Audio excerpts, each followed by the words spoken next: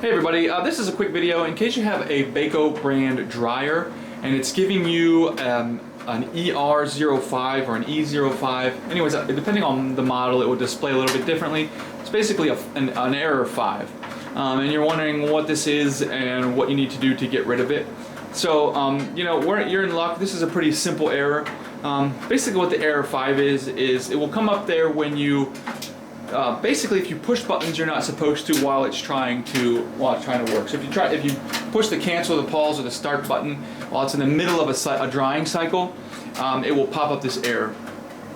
And it's kind of saying like, what are you doing? I'm trying to dry the clothes, and why are you pushing this button? So all you really need to do is just restart the cycle, and it'll go do its dry thing, and you'll be fine. You don't need to worry about it. There's nothing to really fix if you get this error.